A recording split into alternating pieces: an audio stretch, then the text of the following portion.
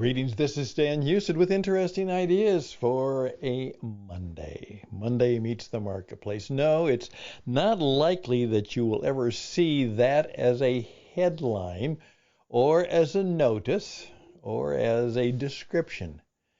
Yeah, those with a college education are encouraged not to apply. But you know what?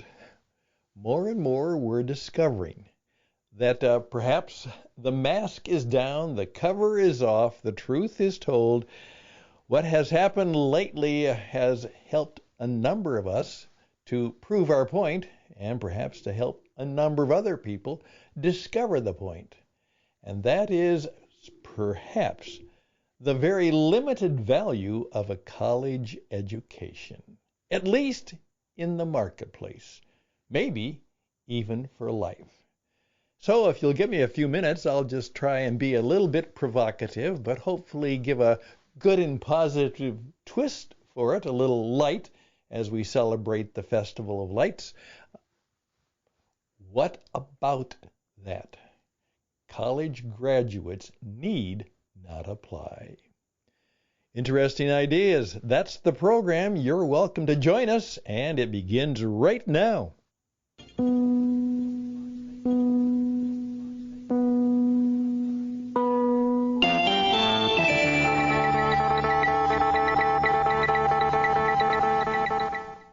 Well, what is happening for sure already, and I think some of you are knowing this, or at least you've heard about it, that a number of premier organizations have dropped the very often and usual requirement when they are posting for a job opportunity, you must have a college education.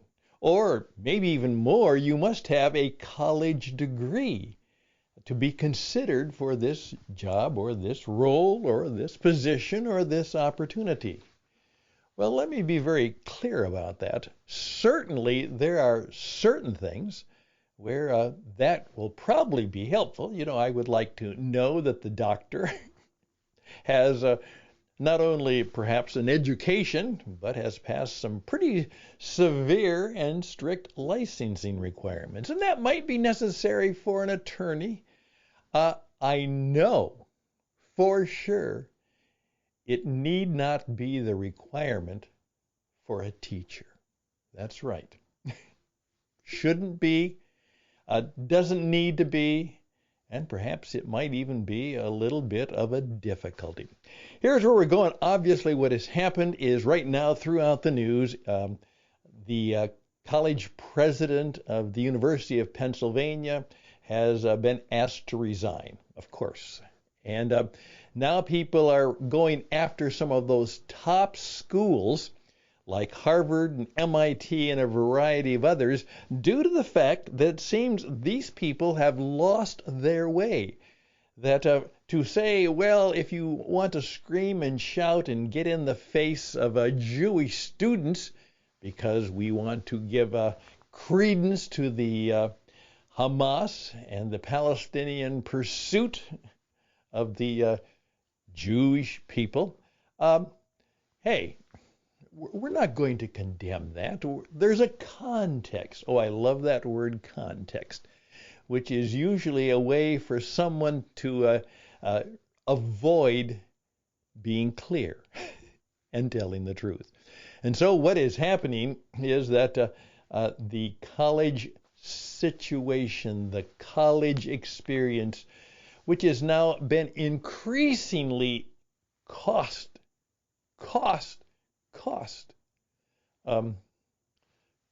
deal, is being questioned.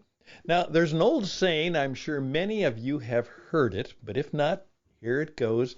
And my many years of a business performance coach and just simply living has shown me that this is true. There is a need, or there is an aspiration that somebody has, maybe one or two or three people have. And so they begin a movement. And it begins to go and grow, and then the movement becomes an organization. And the organization, maybe even the nonprofit organization, begins to go and grow, and eventually it even turns into a business. And then the business, unfortunately, in many cases, turns into a racket. Yep. A dream, a vision, a solution turns into a movement. The movement turns into an organization. The organization turns into a business. And the business turns into a racket. And right now, the college deal, even though it had, for the most part, noble starts and beginnings, is increasingly a big business. And in many cases, it appears that it certainly has the elements of a racket. Now, you know, a college education, the idea of having a college education as an aspiration is profoundly an American thing. This was never found in many other parts of the world. And the point was that this will increasingly help. This is what Harvard was supposed to be. It was to help make sure that the men, and unfortunately, of course, that was true, the men who were in charge of the spiritual condition and situation, you know, those men and women who were in charge of church and spirit and organizations that did God's good work, would be educated, that they would have further instruction, that they could know how to study the ancient languages of, Greek and Hebrew and Latin, and that they could then be better teachers and instructors. Well, of course, that has not been the case in many cases, except for our seminaries and specialized religious colleges for some time. Then, of course, the idea of the people, the government and the commonwealth, that meant all of the people support a college, was because it wasn't just good for the person who had the education, but very distinctly, as it's made quite clear as I went to the University of Minnesota and enjoyed the education that I got there, it's quite clear over the big auditorium. This university does not exist just for you. It is for the benefit of the people and the state of Minnesota. That's right. It's here for everybody. And hopefully, if you take advantage of it to get a good education, that you will be somebody who helps benefit everybody in the state. And you see that oftentimes happen in very unique ways. To give you an example, particularly once you moved further west and the states began to establish these kinds of organizations. Let me just give you an example from where I grew up. State of Iowa. They take education quite seriously. Obviously, it was a farm state for many, many years. That was what made it so. And then, of course, people came and industry grew. But the first state, you might say, a school, was the University of Iowa. And, of course, it was located in Iowa City. And a university, it was to have a variety of ways for education. And that was good. It's a university. Well, that had more of what we would call the classical learning. But then there was discovered that we need to have more practical learning. So in Ames, Iowa, there was Iowa State College, which literally then, of course, became Iowa State University. But the idea was that the college, that would be where there would be much more practical education. That's where the engineering, which was a world-class place it became, that's where agriculture, That's where many of the skills that are necessary to build commerce and business, that's where, if you wanted that kind of an education, you would go to one of those. Now, that then, okay, University of Kansas, Kansas State, all around, that was kind of the concept. But the idea was that it was for the benefit of all. Well, things become a big business. And of course, what also happened is that the athletic competitions, which were meant to, again, have the characteristic of building men and women, again, originally, of course, men, into, it was good for competition, it was good for physical exercise, it was good to build character. All of that went into it. And of course, that's still true in many, many parts. I remember when I went to college, little Bethel College, and tried to play football. I wasn't very good, but I remember the dean coming forward, and at that time it was, and I think probably still is, a Division III school. And Division III schools at that time could not issue scholarships. And so if you played on the football team, you played because you enjoyed the sport and wanted to take advantage of it, and perhaps you wanted to do it to better your own life and to better the school. But you're not going to make any money by doing this. You're going to pay the price for it. All of that can now change, and now, of course, we are thinking about the fact that we will maybe even in the top tier of the colleges. And I guess it makes sense in many sense because of the time they put in, that we'll start to pay the athletes. And do any of you remember that it used to be that in the Olympics, that all of the athletes in the Olympics were not necessarily the best, but they were good. But the point was, to compete in the Olympics, you could not be a professional. You had to be an amateur. Oh my goodness, things change. Well, that is the story as I think I understand it. But let's perhaps think about, hey, what can we do to make it better? I'm Stan Houston, Interesting Ideas. Just a few more minutes, and then I want to hear from you.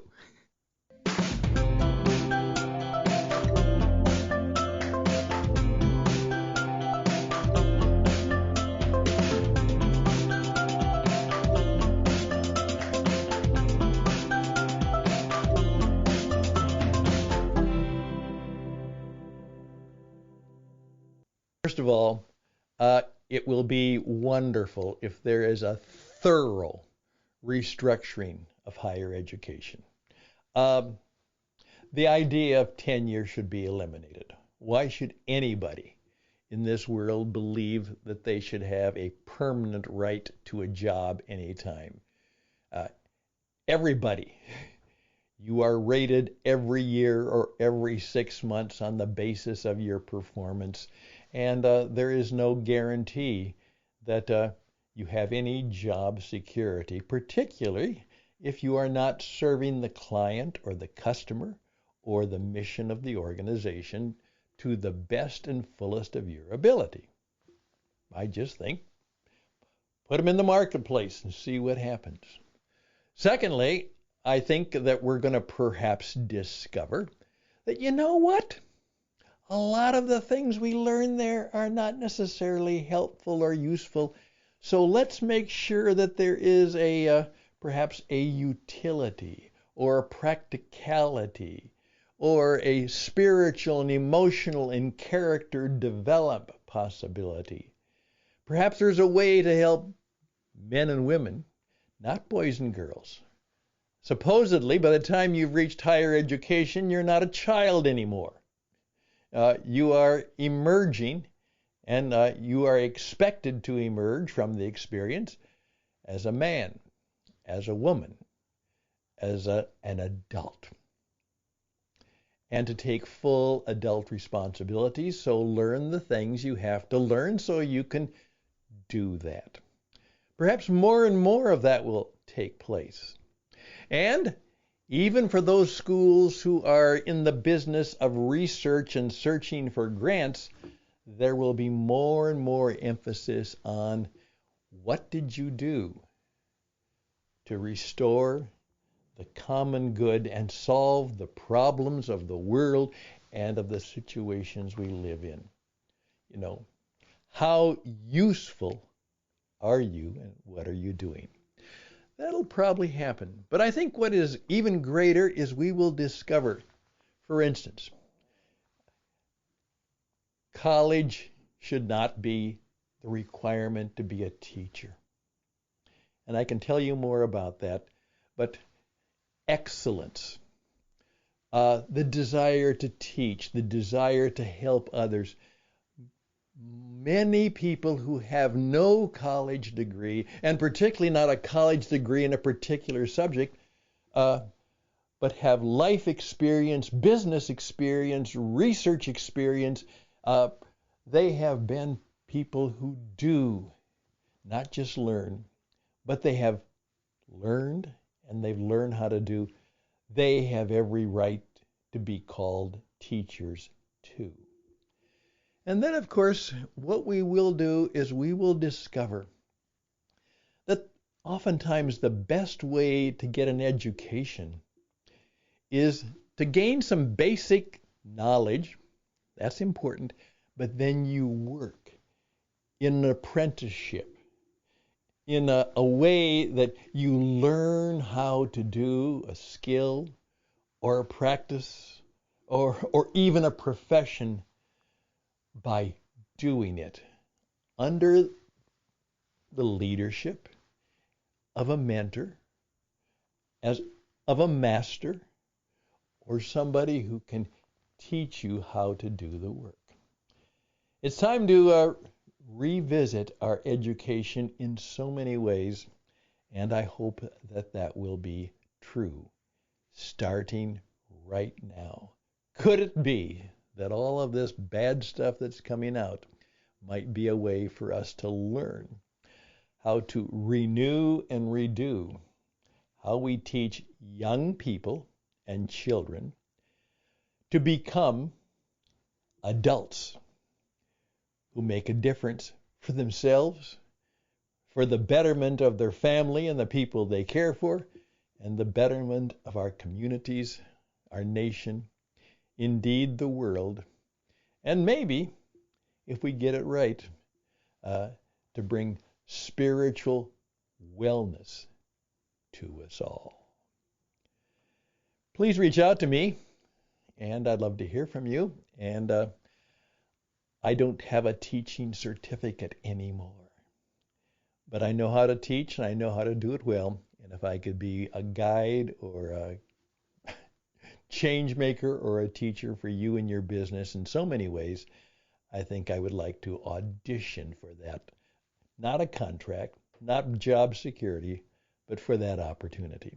Reach out to me at stanhouston@gmail.com, stanhouston@gmail.com.